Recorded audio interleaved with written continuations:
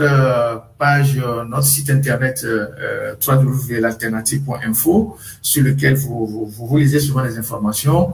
On subit au moins une trentaine d'attaques par jour. Des tentatives de prise de contrôle du site internet, venant des pays un peu bizarres. Nous savons qui sont ceux qui font tout ça. On les a localisés. On est en train de travailler là-dessus. Vous allez voir ce qui va se passer. Et donc, bon, voilà, c'est de bonne guerre que le régime togolais essaye, tant soit peu, de financer des gens. Normalement, l'argent qu'ils utilisent pour payer les services de ces hackers-là, ça aurait pu servir à créer, à acheter de l'alcool, à acheter, je sais pas quoi, à donner des bourses aux étudiants, plutôt que d'aller solliciter les gens au Bangladesh, tout ça, pour attaquer nos comptes et nous empêcher de travailler. Donc, nous, personne ne peut nous empêcher de travailler. Nous allons continuer à travailler normalement. On va informer les Togolais, sauf si nous-mêmes, nous décidons de ne pas le faire. Mais tant que nous voulons le faire, on sera là, voilà. Et ouais, il semble qu'il y a un compte sur Facebook qui est en train de diffuser. Il n'y a pas de souci. Afrique Plus, hein, d'accord. Il n'y a pas de souci. Les gens peuvent regarder ça aussi là-bas. L'essentiel, c'est que l'information passe et l'information va passer. Alors, je vous souhaite tous la bienvenue pour le direct de... Ouais, le YouTube, c'est l'alternative. L'alternative et YouTube. Vous avez l'alternative sur le YouTube. Donc, voilà. Soyez les bienvenus pour le direct de ce dimanche. Et on aura abordé beaucoup de sujets. Vous savez que l'actualité est suffisamment dense. L'actualité est suffisamment dense, donc on va survoler tous les sujets. Mais avant de rentrer dans le vif du sujet, j'aimerais en toute humilité avoir une pensée ce dimanche à l'endroit d'un ami, à l'endroit d'un frère, de quelqu'un qui a beaucoup fait pour moi et qui a perdu la vie il y a 2 ans. J'ai une pensée profonde aujourd'hui pour Monsieur Bertin Agba. Il y a 2 ans qu'il est décédé, jour pour jour. J'ai une pensée pour sa femme qui a passé presque 7 mois ou 8 mois en prison à Lomé, ses enfants, et toute sa famille, son frère, ses sœurs. Sa mort a été un choc pour nous tous, pour l'ensemble de ses amis, de sa famille. Et Dieu seul sait ce qui s'est passé et le temps passe très vite. Ça fait 2 ans qu'on l'a perdu, donc je ne peux pas commencer ce live aujourd'hui, 18 mai, jour de son décès, sans avoir une pensée pour lui. Et c'est quelqu'un de bien qui à un moment donné, quand je l'ai sollicité pour ma vie, il a été d'un très grand secours. Donc toutes mes prières pour lui ce dimanche, une pensée pour sa famille, sa femme et ses enfants. Et je pense que là où il est aujourd'hui, il dort tranquillement et que voilà. Donc union de prière pour Monsieur So Bertin Agba. Donc nous allons rentrer dans le vif du sujet ce dimanche. Nous avons quand même assez de sujets que je vais survoler rapidement. Excusez-moi, il faut que je retrouve le déroulé de mes lives. Il faut que je retrouve tout ça. Il semble qu'il pleut à Lomé. Bonjour les dégâts. Il semble qu'il pleut actuellement à Lomé, donc bonjour les dégâts. Et j'ai une pensée pour ceux qui sont à Lomé et qui seront certainement inondés. Donc j'ai lu dans les commentaires qu'il pleut actuellement à Lomé. Vous voyez tous les quartiers avec les chantiers abandonnés. Voilà, donc le pire est là. Alors, je voulais commencer ce direct par un premier sujet qu'on va survoler rapidement. C'est la problématique de la création des cimetières. Vous savez, la mairie de Golf 7 a sorti un communiqué cette semaine pour informer les populations que... oui, quelqu'un me... Ouais, je salue Amron s'il est en ligne, je le salue. Il a tout mon soutien, je lui dis beaucoup de courage, mais beaucoup de prudence aussi. Son combat est le nôtre, nous partageons les mêmes idéaux et sans être formellement en contact avec lui, je le suis et je le félicite pour le travail énorme et immense qu'il fait. Voilà. Ceux qui m'écrivent sur Facebook, je ne peux pas être dans le live et vous répondre en même temps, je suis désolé, mais passez sur TikTok ou sur YouTube, vous pouvez suivre le live, je ne peux pas faire les deux. Et donc, je salue Ambron au passage, je salue Sagabambo aussi au passage, je pense qu'il est aussi dans le live, je le salue pour aussi son engagement, le travail qu'il fait. Je salue nos frères Mila Ouetitri, je salue les amis du train aussi. Je salue tous ceux qui essaient de leur manière de travailler à la conscientisation des Togolais. Chacun le fait à son niveau. On n'est jamais parfait. Chacun fait quelque chose pour ce pays-là. Chacun le fait à son niveau. Donc, je salue tous ces gens-là, les artistes Ambron et Zagabambo, nos frères Mila Ouetitri, les amis du train de la liberté. Je vous dis tous bonjour, bon courage à chacun. Moi, je prends toujours le bon côté des choses et je ne garde pas le côté négatif. Une fois que chacun apporte quelque chose pour faire avancer la lutte, il faut s'en féliciter. C'est le plus important pour moi. Et donc, la problématique des cimetières. Et donc, il y a le maire de Golfe 7, monsieur Emeti Kounou, qui a sorti un communiqué pour informer les populations que d'ici le 31 mai, le cimetière de Yokwe sera totalement fermé parce qu'il est débordé, il est rempli et qu'il ne pourra plus recevoir les dépouilles mortelles. On ne pourra plus inhumer dans ce cimetière-là. Cela fait pratiquement 6 ans que j'alerte les autorités togolaises sur la problématique de la gestion des cimetières et la nécessité de créer de nouveaux nécropoles, de nouvelles nécropoles des cimetières dans la banlieue ou bien tout autour de Lomé pour pouvoir anticiper ce qu'on est en train de vivre là. Depuis que je faisais l'autre journal, depuis qu'on faisait l'autre journal, je n'ai jamais cessé d'interpeller les autorités sur la nécessité de créer de nouveaux cimetières et d'éviter que l'extension de la ville ne puisse empêcher l'État demain d'avoir des espaces pour créer un certain nombre d'infrastructures. Quand on gouverne un pays, il faut être dans la prévision, il faut être dans l'anticipation. C'est pour ça qu'il y a le ministère de la planification, le ministère de l'administration territoriale. Quand les Allemands sont arrivés au Togo en 1884, après avoir signé le traité de protectorat, et certes, les communautés qui existaient à l'époque, les communautés de Baie, d'Aplaou, d'Akwenyivé, tout ça, ils avaient leur propre cimetière parce que c'était, les Allemands ne sont pas venus trouver un territoire, un no man's land. Il y avait des gens qui vivaient, mais qui avaient leur forme de leur manière d'inhumer leurs proches. Mais quand les Allemands sont arrivés, ils sont les premiers à avoir créé un premier cimetière moderne, ce que nous avons comme cimetière à la plage, le cimetière de la plage.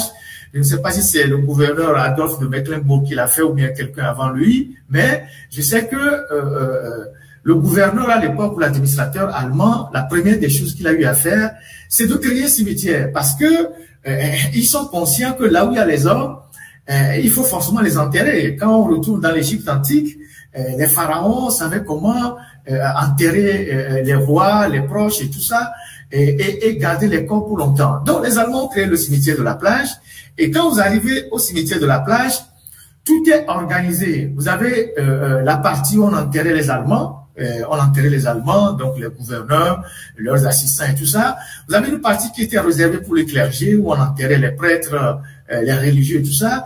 Et vous avez une grande partie où on enterre le citoyen lambda, donc les grandes personnalités et tout ça.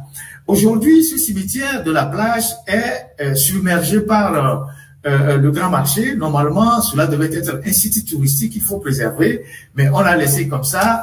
Tout est à l'abandon, les gens vont déféquer dedans, les gens vont jeter les ordures dedans. Et pourtant, c'est un cimetière chargé d'histoire. C'est un cimetière chargé d'histoire. Et donc, les Blancs qui sont arrivés chez nous en 1884, ils ont eu l'intelligence ou bien la jugeote de créer un cimetière, de prendre un acte administratif pour créer un cimetière. Plus de 100 ans après, les Blancs sont partis. Nous sommes incapables, nous, d'anticiper, de créer des cimetières pour que les populations qui vivent dans la capitale puissent inhumer leurs proches tranquillement. Donc, le cimetière de Bekuta, il est saturé, il a été fermé. Le cimetière d'Agoué-Sobo-Sito, c'est ça, il y a 3 ans ou 4 ans, ça a été fait. Ok, c'était le gouverneur Auguste Collet. Merci pour, visionnaire, merci pour la précision. Donc, c'était le gouverneur Auguste Collet qui a créé le cimetière de la plage, avec toute une organisation. Maintenant, le cimetière de Sobo-Sito, ça a été fermé par la mairie parce que ça débordait. Maintenant, tout le monde s'est rabattu sur le cimetière de Yokwe. Ça, c'est vers Ajidogome, après Wanyome. C'est le seul cimetière pratiquement qui recevait aujourd'hui les défunts, en dehors de quelques cimetières de quartier où on enterrait 1 ou 2 personnes sous les hautes tensions. C'est le seul grand cimetière qui accueillait aujourd'hui les défunts. Et donc, ce cimetière aussi est rempli, débordé. Et la mairie de Golf 7 qui sont sur communiqué là, qui dit à la fin de ce mois, il ne peut plus recevoir des dépouilles mortelles parce que le cimetière est totalement rempli. Alors, pendant ce temps, on a le gouvernement qui est là, on a le ministère de la planification, je pense que c'est Sandra Johnson qui cumule ça avec son poste de secrétaire général de la présidence CDC, on a le ministère de l'administration territoriale, qui devait normalement réfléchir à créer un nécropole, à poser la problématique. Je ne sais pas où est-ce qu'on va pouvoir trouver assez d'espace aujourd'hui autour de Lomé pour créer un cimetière d'envergure, mais prendre aussi des dispositions pour que les inhumations ne se fassent pas comme avant. Aujourd'hui, on peut changer les techniques de telle sorte que l'enterrement ne puisse pas avoir trop de place. Il faut aménager de manière assez suffisante les cimetières pour que on puisse enterrer les gens dignement, mais de façon organisée. On peut prendre aujourd'hui l'exemple sur le cimetière d'Anéro, qui est un cimetière assez organisé, où il y a une numérotation des tombes. Quand vous arrivez là-bas, vous pouvez retrouver la tombe d'un de vos parents facilement. Donc aujourd'hui, je ne sais pas s'il y a suffisamment d'espace quelque part, parce que la ville est en train de s'étendre de façon assez vertigineuse, mais nous avons vers Haotwe toute la zone où on a exploité les phosphates qui sont laissés à l'abandon.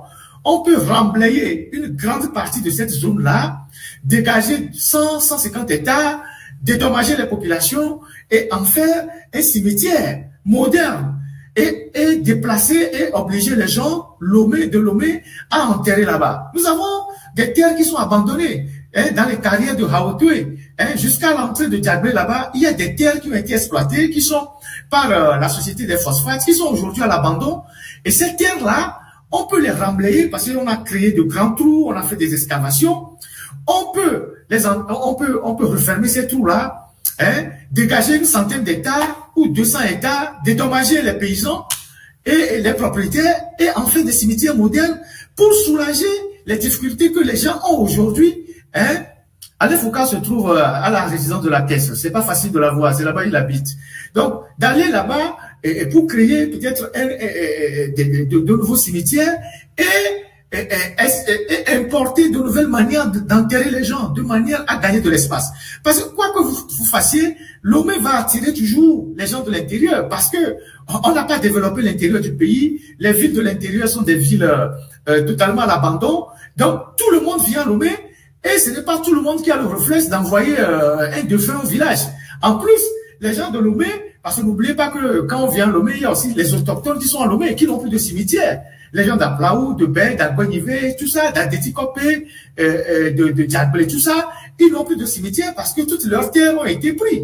Donc, il faut réfléchir à la problématique et il ne faut pas se laisser envahir par les événements et courir derrière des solutions aléatoires. Donc voilà, si les gens gouvernent vraiment le Togo, je pense que ils devaient vraiment réfléchir s'ils gouvernent vraiment le Togo, ils ont de la vision, ils savent qu'ils gouvernent un pays et ils doivent rendre compte. Je pense que ce n'est pas dans des lives qu'on va venir encore aujourd'hui parler de la problématique de créer des cimetières. C'est vrai que les dirigeants, eux, ils ont créé des caveaux familiaux, ils ont violé la loi, parce que la loi interdit qu'on enterre des gens à domicile. La loi sur la sépulture interdit qu'on enterre des gens à domicile. Mais les dirigeants font tout pour avoir des dérogations, pour créer des caveaux à leur domicile, et pouvoir enterrer, et pouvoir aménager eux-mêmes leur propre tombe. Mais reste à savoir si on va enterrer leurs proches, leurs cousins, leurs mères, tout ça aussi dans ces caveaux de famille. Non. Donc, les autres iront forcément au cimetière. Donc, il faut au moins créer un espace où on va aller enterrer nos proches dignement, de manière à ce que demain, quelqu'un qui rentre peut aller rendre hommage à un parent, à un frère, à une sœur, qui a trouvé un lieu de repos éternel. Donc, même si on est incapable de créer un cimetière, c'est vraiment grave. Donc, si le régime de fort est incapable de créer des cimetières modernes pour ne serait-ce qu'enterrer les gens, là, nous sommes véritablement en danger. Voilà ce que j'ai voulu dire sur la question des cimetières. Alors, on peut déplacer l'image. Là, je vais parler de la prison civile de Lomé. Si on a l'image de Google que j'ai prise de cimetière de la prison civile de Lomé. J'ai déjà abordé ce sujet, je suis obligé de revenir là-dessus parce que il se passe des choses assez regrettables à la prison civile de Lomé. Je vais encore attirer l'attention des autorités sur la question de l'installation des brouilleurs à la prison civile de Lomé avec le nouveau ministre de la Justice, M. Namtougli, qui est un juriste de profession. Voilà le plan de la prison civile de Lomé pris depuis Google Maps. Et cet endroit ne fait pas 1 hectare. L'endroit que vous voyez là, ça ne fait pas 1 hectare. Et à cet endroit-là, ils ont installé au moins ils ont installé plusieurs brouilleurs. Ils ont installé plusieurs brouilleurs à cet endroit-là. Et pour brouiller les téléphones, au moins 15 brouilleurs de 5G sont installés sur cette petite surface-là. 15 brouilleurs 5G sont installés sur cette petite surface-là pour empêcher les prisonniers qui ont parfois des téléphones de communiquer. Mais c'est une torture, c'est une méthode d'extermination, c'est une torture parce que ces brouilleurs émettent des ondes magnétiques et qui provoquent des céphalées pour les prisonniers. Les gens se réveillent avec les nez ensanglantés, les nez qui coulent, les courbatures, des problèmes de santé, de la fatigue.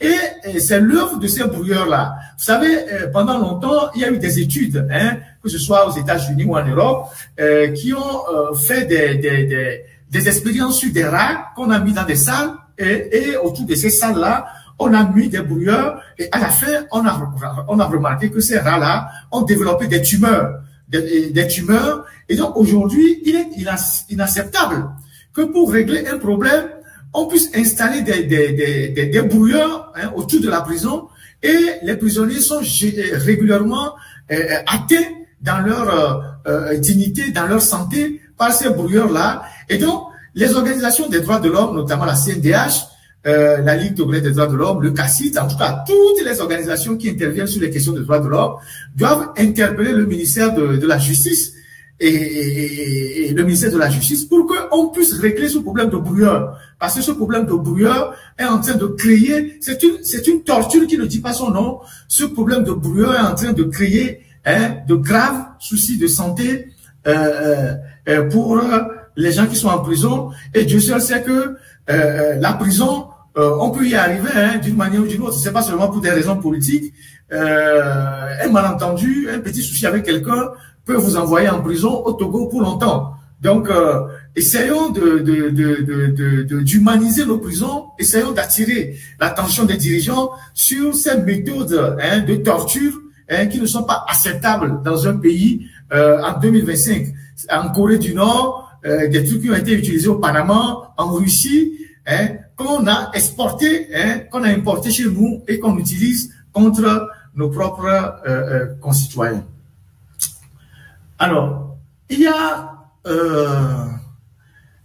aussi un autre sujet que je voudrais aborder rapidement qui concerne la dette. Voilà. La semaine dernière, il y a eu une conférence à Lomé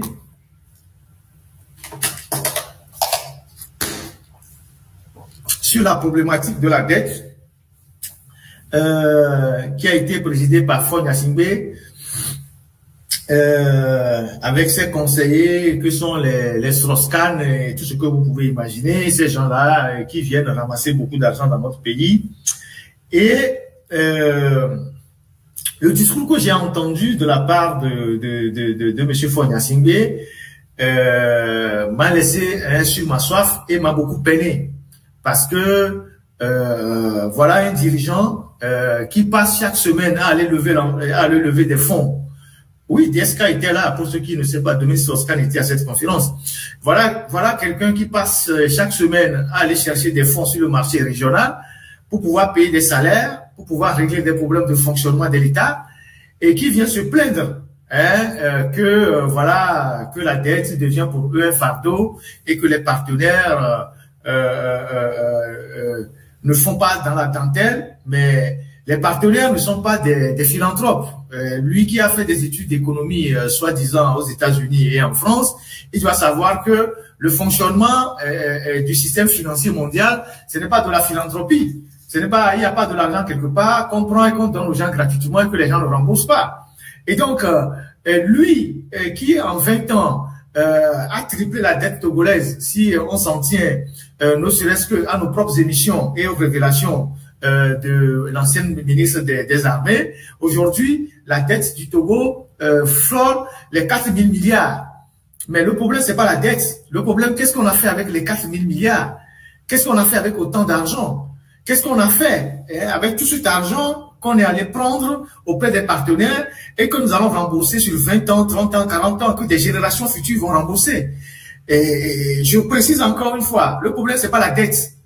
Le problème, c'est ce qu'on a fait avec l'argent. C'est vrai que quand on approche le seuil de l'insoutenabilité de la dette, selon les critères de l'UEMOA, donc 69%, ça c'est les chiffres officiels, mais je suis convaincu qu'on dépasse ça puisque les dirigeants africains ont tendance à cacher la dette. On a vu quand Macky Sall est parti, les révélations qui ont été faites. Donc moi je suis convaincu que nous ne sommes pas à 69% du PIB. On doit être peut-être au-delà même de 69%, peut-être 72%, 73%, peut-être un peu plus, puisque le régime n'est pas transparent. La question est de savoir qu'est-ce que nous faisons avec l'argent qu'on est allé prendre chez les partenaires. Est-ce qu'on a conçu suffisamment d'hôpitaux? Est-ce qu'on a conçu des universités? Est-ce qu'on a conçu des routes? Est-ce qu'on a conçu des rails? Est-ce qu'on a amélioré le quotidien des Togolais? Donc, Faure Gnassingbé qui a endetté le Togo en 20 ans, et il n'est quand même pas la personne la mieux placée pour venir dans une conférence tenir un discours dans lequel il se discute totalement et jette la pierre aux partenaires chez qui il va chercher l'argent tous les jours. Mais le père de Faure Gnassingbé Yadima a planqué dans les bacs en Suisse, au Vatican, à Singapour, beaucoup d'argent du Togo. À Lausanne seulement, on a plus de 3500 milliards de francs CFA. J'ai écrit cet article plusieurs fois sur la fortune cachée de Yadima, une partie qui se trouve à Lausanne. Mais il aurait suffi que Faure Gnassingbé rapatrie les 3500 milliards que son père a cachés à Lausanne, que la question de la dette au Togo soit réglée. Ce qu'ils ont mis dans les usines de la BMW en Allemagne, en Bavière, un peu partout, à Singapour, au Japon, avec Sasakawa, à Londres, lui-même il est venu depuis 20 ans, il en a ramassé plein, il a caché l'argent partout. C'est lui qui vient se plaindre que voilà que nous sommes endettés, que les partenaires ne nous font pas des cadeaux. Mais vous êtes ceux qui détournent l'argent, ceux qui font partir l'argent de vos pays vers l'extérieur, et c'est vous qui venez vous plaindre que oui, que les partenaires ne sont pas sérieux, ils vous mettent la pression, et ils ne vous donnent pas les marges de manœuvre. Mais c'est quand même, c'est-à-dire c'est l'hôpital qui est en train de se moquer ou bien de se foutre de la charité. Il suffit que vous rapatriez l'argent que vous avez volé. Tout l'argent que les barons ont volé et qu'ils ont mis au Canada, un peu partout, dans l'immobilier, un peu partout, il suffit de rapatrier ces fonds-là. Aujourd'hui, la destination des plus grands voleurs au Togo, c'est le Canada. J'ai dit à nos confrères de la diaspora au Canada de s'organiser. On doit mener une bataille sérieuse au Canada pour traquer tous ceux qui ont volé l'argent du Togo et qui ont acheté des appartements, des maisons au Canada, qui les ont mis dans les noms de leurs enfants et tout. On doit faire, je sais pas, un état des lieux de tous les barons qui ont mis l'argent au Canada et on va faire une démarche auprès du gouvernement canadien pour traquer ces gens-là. Et on a des arguments pour les traquer. Les gens qui ont acheté des appartements au nom de leurs enfants, eux-mêmes, au nom de leurs femmes, mais on a pratiquement une idée de tous ceux qui sont mis beaucoup d'argent au Canada. En France et tout ça, on le sait déjà, mais au Canada et aux États-Unis, mais beaucoup plus au Canada. Donc, il faut que Faure Gnassingbé arrête de faire le cinéma, d'aller mettre les gens, de rassembler les gens dans une salle, de débloquer le peu d'argent que nous avons pour faire du cinéma. La seule chose qu'on leur demande, c'est de lutter contre la corruption, c'est d'arrêter les voleurs, c'est de gérer avec beaucoup de rigueur les finances publiques, et c'est de ramener au pays tout l'argent, c'est de déclarer leurs biens, c'est de faire les comptes, la reddition des comptes. Donc, cette histoire de sommet sur la dette là, c'est une plaisanterie de mauvais goût. Et celui qui a pris la parole pour en parler n'est pas la personne la plus indiquée pour parler de ça parce qu'il a pris l'argent chez les partenaires, n'en a rien fait. Au moins, on sait ce que Talon fait avec l'argent, la dette. On sait ce que le Ghana fait avec la dette. On sait ce que la Côte d'Ivoire fait avec la dette. Il y a des réalisations qui sont palpables. Le Togo n'a pas de route. On n'a même pas une route qui va du sud au nord. Même pas une route à double voie. À peine, on n'a pas été capable de construire une autoroute, mais on a été même incapable de construire une route à double voie de Lomé à Saint-Cassé. Alors qu'on a endetté le pays. Et Madame Yakadé a dit, en 20 ans, on a injecté dans l'économie 15 000 milliards. Quand on vous parle de 15 000 milliards, le chiffre est effarant. Alors, on a fait quoi avec tout cet argent-là? Si ce n'est que ça a été détourné et c'est mis dans les comptes des pays occidentaux. Donc, qu'ils arrêtent de venir nous raconter des histoires à 2 balles et de venir dire, ouais, voilà, on s'est endetté, c'est la faute des autres, ce sont eux, les autres qui nous empêchent de nous endetter. Là, il y a plusieurs projets qui ont été financés par la BAD, par la BADEA, par c'est pas la BOAD, qui sont à l'arrêt au Togo. On est incapable même de les réaliser. On a parlé ici de projets de riziculture de Diablé, financés par la BADEA. L'argent a disparu. La banque a débloqué l'argent, c'est un prêt, mais l'argent a disparu. L'argent a disparu dans le circuit du Togo. Et il y a plein de projets. Aujourd'hui, on est en train de faire des châteaux d'eau sur l'ensemble du territoire, dans les 5 régions.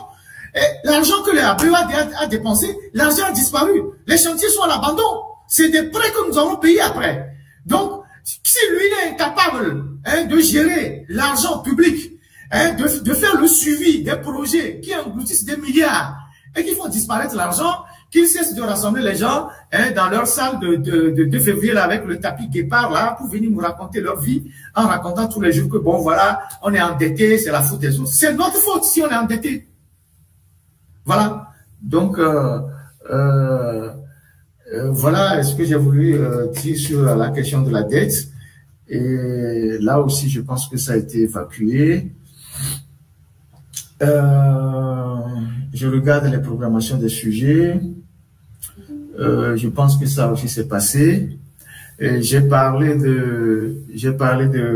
pense que j'ai parlé de piratage sur nos pages, hommage à Bertin, les cinémas.